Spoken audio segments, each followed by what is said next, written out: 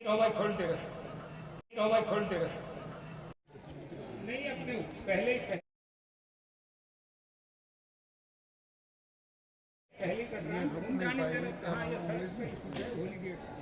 ऊपर ले दोनों साइड में लेते नजर आ जाए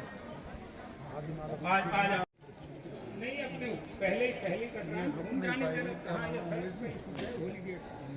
ऊपर ले दोनों साइड में लेते नजर आ जाए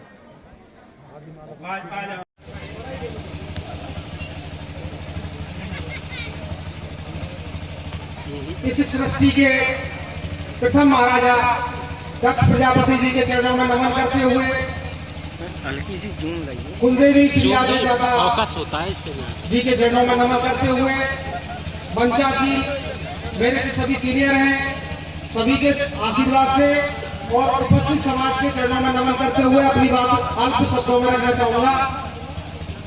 बात रखने से पहले आपसे हाथ जोड़ की विनती है, जो पीछे है ये जो खाली जगह दिख रही है, एक बार थोड़ा आगे आने का कष्ट करेंगे आप, क्योंकि दूरियां बनी हुई है, ये दूरियां ही तो हमें ले डूबेंगी। आप एक बार थोड़ा सा आगे आइए, हम लोग खड़े हुए हैं।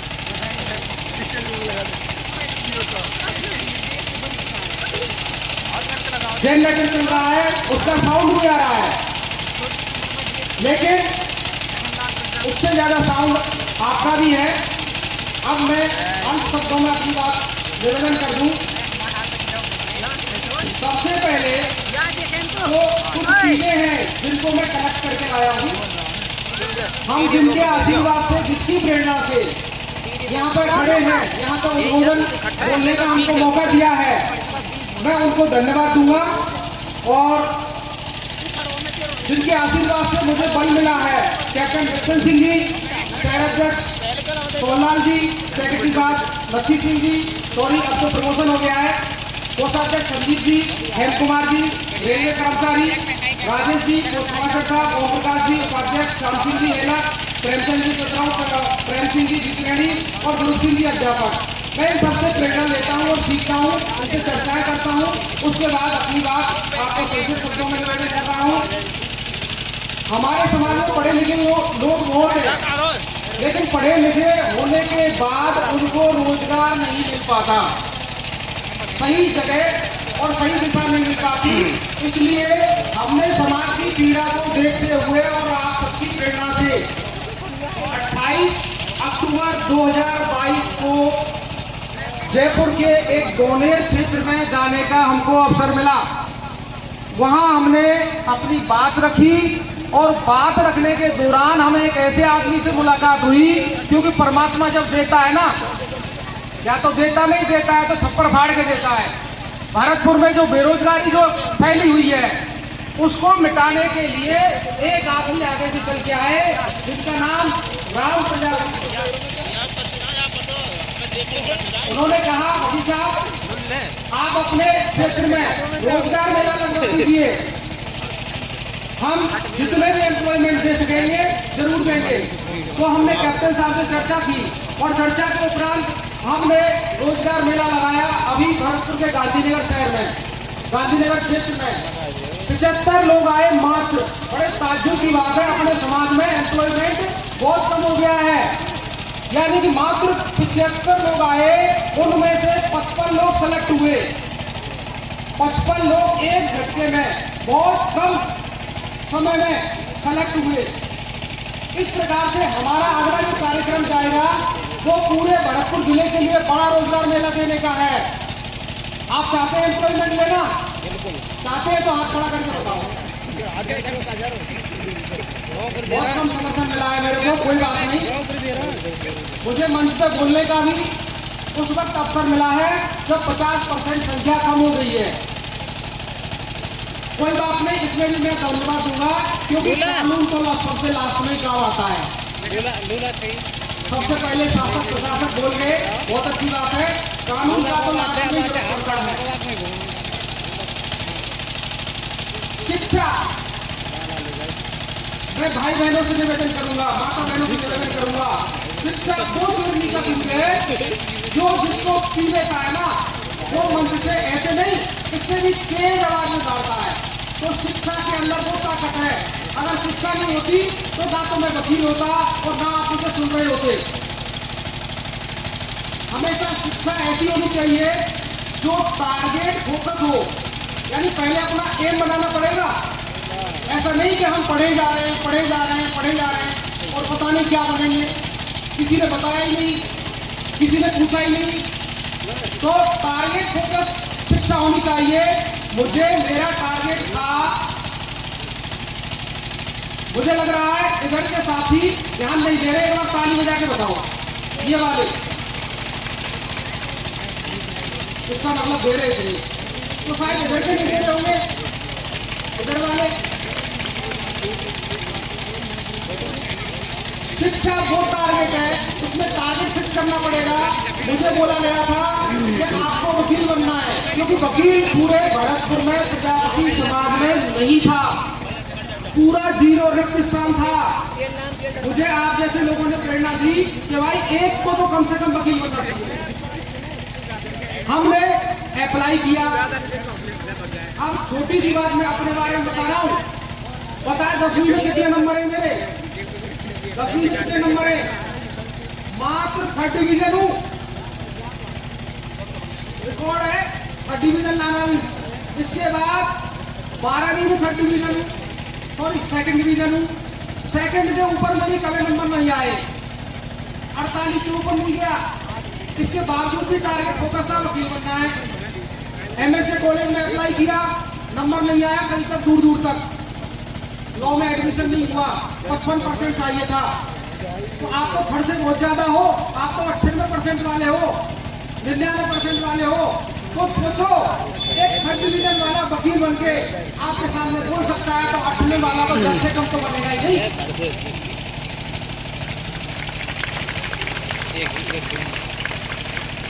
बशर्ते टारगेट फोकस करके शिक्षा लेनी है। ऐसे नहीं यूं ही नहीं गणित पढ़ लिया, विज्ञान पढ़ लिया, अरे भाई गणित पढ़ के क्या बनना चाहते हो, पहले टारगेट फोकस करना पड़ेगा। इसके अलावा प्रोफेशनल शिक्षा पर भी जोर देना पड़ेगा। काफी लोग पढ़े जाते हैं, MA BA BEd BCom पता नहीं क्या क्या, और नौकरी नहीं लगती और घर पर बैठ के फिर बेरोजगारी करनी पड़ती है। उनको बेरोजगारी करने में भी जोर आता है। इसलिए ज्यादा पढ़ना भी बहुत जरूरी नहीं है, लेकिन महत्वपूर्ण शिक्षा हासिल करनी है। और शिक्षा को केवल रोजगार के लिए ही नहीं माने, केवल नौकरी के लिए नहीं माने, ये हर जगह काम आती है।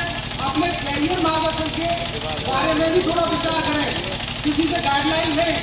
और आपने सलाह लेना स्टार्ट कर दिया तो ये मान लीजिए आप सफल हो जाएंगे। हम क्या है, बनना है कलेक्टर, और पूछ लेते हैं रिक्शा वाले से, भाई कलेक्टर बन जाऊं क्या? पता है वो क्या बोलेगा? बेकार है कलेक्टर बनना, रिक्शा चला 500 रुपये पर डे कमाते हैं हम। समझ में आ रहा है? सही सलाह भी किससे लेनी है? एक सही आदमी से। गलत आदमी को मत चुन लेना, नहीं तो जीवन बर्बाद कर देगा आपका। कोई भी व्यक्ति अच्छा है वो लोहे के चने की बराबर है। लोहे का चना तो नहीं है, लेकिन लोहे के चने की बराबर है। जो जितना इसे चलाएगा वो उतना ही तेज आवाज में दहाड़ेगा एक देश के अंदर। कोई भी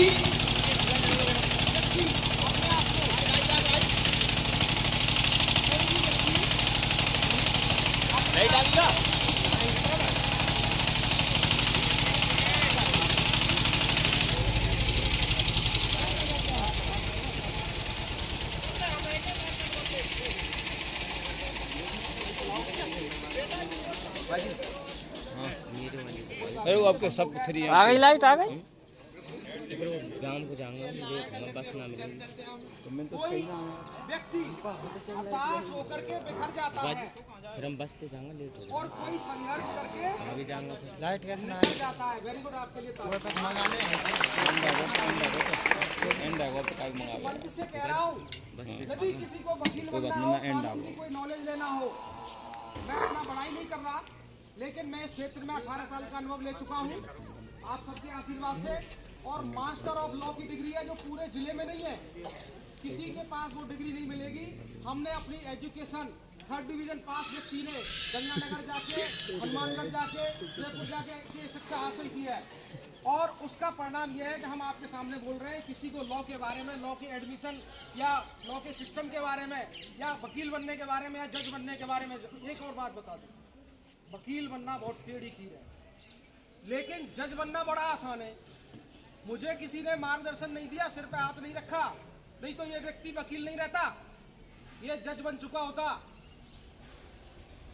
लास्ट में मेरे को ये मिला कि लॉ का एजुकेशन लेने वाला व्यक्ति टारगेट फोकस करेगा बड़ा, तो कम से कम वकील बन के होगा, कम से कम वकालत का लाइसेंस तो उसको फ्री में मिलेगा। यानी कि टारगेट बड़ा रखना है और कम से कम न्यूनतम जो प्राप्त होगा वो कानून का वकील तो बन जाएगा और कहीं भी अपना बस्ता उठा के लगा लेना, भूखा कभी नहीं मरेगा।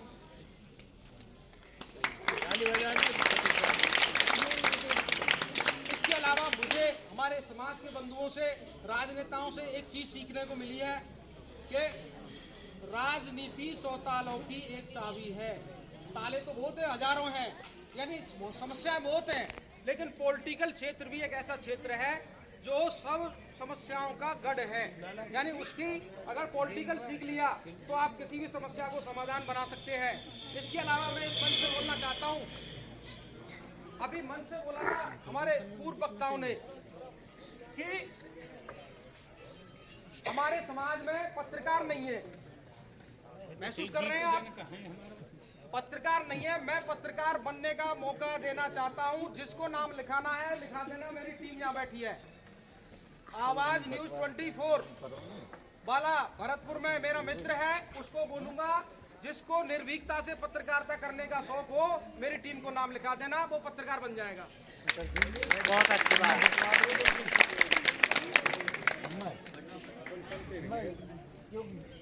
सर्दी हो रही है, खुद काटने यार, हम थोड़े लिए अब ये तो आदमी आते ही रहते, पीछे वाले जो पीछे कुछ बैठे हैं, भाई सब आवाज पहुंच रही है क्या? पहुंच रही है तो ताली बजा के बताओ। हो जाए, दूध लेट हो रही है। कभी भी समय एक जैसा नहीं रहता। ठोकरें हमने भी खाई हैं और बिना ठोकर खाए अकल भी ठिकाने नहीं आती। हमने हमारा अब तक का 45 साल का उम्र केवल अपने लिए दिया है, अपने परिवार के लिए दिया है। आगे का जो उम्र है जितना भी है वो हम समाज के लिए और देश के लिए न्यौछावर करने के लिए तैयार हैं। बहुत अच्छी बात।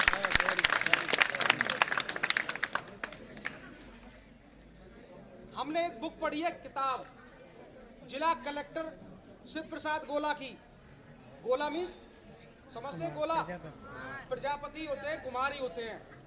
शिव प्रसाद गोला है, एमपी में कलेक्टर है। उन्होंने एक बुक लिखी है जिससे हम प्रभावित हैं, और आप जैसे नौजवान बच्चे जो एजुकेशन ले रहे हैं उनके लिए इतनी मार्गदर्शक किताब है वो। उसका नाम है क्या, क्यों, कैसे और कब तक। अगर वो पढ़ेंगे, मात्र 180 रुपए की किताब है, गूगल पर सर्च मार लेना, शिव प्रसाद गोला के नाम से आ जाएगी। एक किताब लिखी है हमारे प्रिंसिपल साहब ने, हमने वो भी देखी है। वो हमें पिछली बार कार्यक्रम में आए थे तो वहां देखने को मिली, लेकिन वो इतनी अच्छी किताब थी कि कोई हमारी किताब ही ले गया। हमने दोबारा मांग के लिए उनसे आज। इसके अलावा आपको हम इस समिति को, ये जो आयोजन समिति है, मैं सबके नाम नहीं लेना चाहता क्योंकि समय खराब होगा आपका सबका। कीमती समय है, मुश्किल से 30% रह गए हैं, ज़्यादा समय नहीं लूंगा। इस पूरी समिति को दिल से धन्यवाद करता हूँ। इस समिति में जिन्होंने अपना प्रत्यक्ष और अप्रत्यक्ष योगदान दिया है, भूमिका दी है, अपना तन मन धन या जो कुछ भी दिया है, उसके लिए भी मैं नतमस्तक हूँ। तो एक मुद्दे बड़े वाले टच कर लूं क्या? आज्ञा मिल जाए तो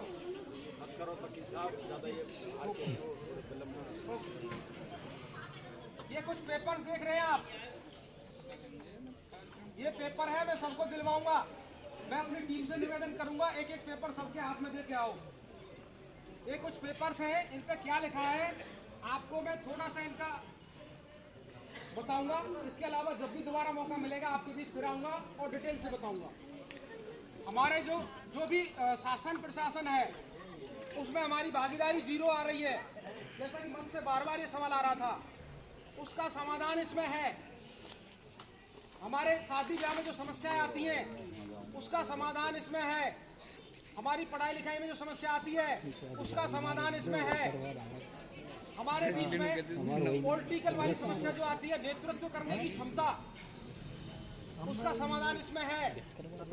इसके अलावा व्यावसायिक दृष्टि से हमारा जो समाज जिसको हम बड़े लेवल पर पिछड़ा हुआ महसूस कर सकते हैं, उसका समाधान भी इस पेपर में है। आप लेना चाहते हैं ऐसे हल, भिजवा दे सबको। ये समाधान की एक तरीका है। माननीय डॉक्टर भीमराव अंबेडकर जी का नाम लेना चाहूंगा। उन्होंने आपको, हमको, सबको एक संविधान दिया और उस संविधान की बदौलत मुझे ये मंच मिला है, नहीं तो पढ़ने का भी हमारे को अधिकार नहीं था। उन्होंने अधिकार दिलाया, एक संविधान लिखा, हम वो ही विधान लिखने के लिए अग्रसर हैं। ये पूरी समाज के लिए संविधान से भी बढ़कर बड़ा काम कर सकता है ये वाला पेपर। इसमें जो भी कॉलम्स हैं उनके बारे में ज़्यादा नहीं कहूँगा, इतना कहूँगा कि मैं पूरा बस्ता लेके साथ में चलता हूँ अपना, वो रखा कोने में। भाई एक बार देखा ना वो बस्ता, मेरा बस्ता उठा के दिखा दो एक बार। ये बस्ता है जिसके अंदर ऐसे हजारों पेपर हैं। हम पूरे देश में ये जनगणना कर रहे हैं, सर्वे कर रहे हैं कि कितने लोग क्या चीज की जरूरत है। जनगणना हमारी पूरी हो जाती है तो हम उनको समाधान देना स्टार्ट कर देंगे। और उसी समाधान का एक हिस्सा था वो रोजगार का मेला। इसके अलावा आपने देखा होगा कि शादी ब्याह करने के लिए किसी बेटी बेटा को संबंध के लिए राजी करने के लिए एक माँ को अपने परिवार को 50 चक्कर लगाने पड़ते हैं बेटी बेटा को सेलेक्ट करने में। बेटी बेटा सेलेक्ट करने के लिए 50 चक्कर में कम से कम 2 व्यक्ति जाते हैं और एक चलाने वाला होता है, एक बैठने वाला होता है, तब फाइनल होता है वो। 50 चक्कर में 500 का एक आदमी, 500 का पीछे वाला, 1000 हो गया। 1000 इंटू 50 चक्कर, 50,000 तो हम लड़का ढूंढने में निकाल देते हैं, वो फ्री में मिलेगा। ये फार्म भर के देना मेरे को। समझ में आ रही है बात? कोई बात नहीं। ये एक पेपर है जिसके ऊपर एक डाक रसीद लगी हुई है जिसपे तारीख भी है और ये कहाँ से जारी हुई है ये भी है। हम बैठे बैठे, हम कोई जरूरी नहीं है कि आप लोग इसी प्रकार से समाज की सेवा करोगे मंच पे आके। आपको जहाँ जैसा मौका और अवसर मिले आप वहाँ से समाज की सेवा कर सकते हैं। मुझे ज़्यादातर बाहर जाने का मौका नहीं मिलता, लेकिन जब भी मिलता है जाता हूँ, और नहीं मिलता तो घर बैठ के अपनी टेबल पे बैठ के अपनी ऑफिस में बैठ के काम करता हूँ। एक बाबा है जिसका नाम है लाल बाबा। 11 माह पहले कोई दुष्कृत्य हुआ था किसी अपनी समाज की बेटी के साथ में। उस दुष्कृत्य की आवाज बुलंद करने के लिए नारायण लाल प्रजापति नागौर वालों ने एक आंदोलन चलाया। पुलिस ने उनके ऊपर फर्जी मुकदमे दर्ज किए, लेकिन वो रुका नहीं। एक दिन अचानक मुझे उनका नंबर मिल गया, फोन पे बात की। मैंने नारायण जी क्यों परेशान हो रहे हो, 11 महीने से चक्कर लगा रहे हो, क्यों लगा रहे हो?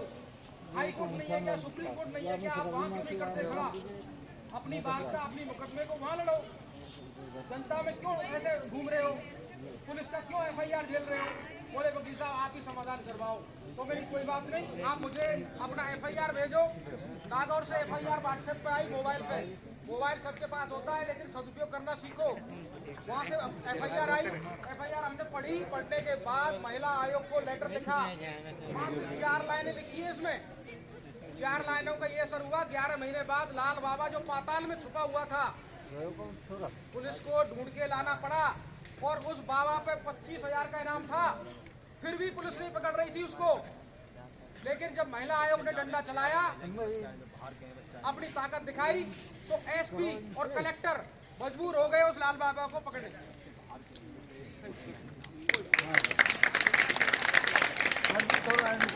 आप सभी ने मेरे विचार सुने और मुझे बोलने का आपने अवसर दिया। मैं पूरे मंच के लिए धन्यवाद देना चाहूँगा कि मैं अपनी मर्जी से आया था और आपने मुझे धैर्य पूर्वक सुना, उसके लिए बहुत बहुत धन्यवाद। Thank you. यदि उन्हें बुलाओगे तो जरूर आऊंगा और इससे भी ज्यादा मसाला हाथ में लेके आऊंगा। बहुत बहुत धन्यवाद।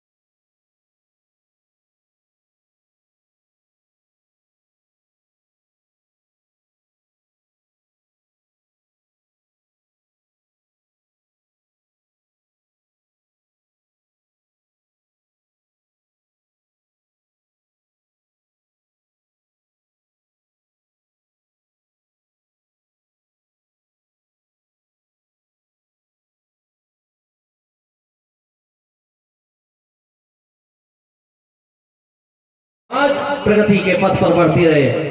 बोलिए दक्ष प्रजापति महाराज की।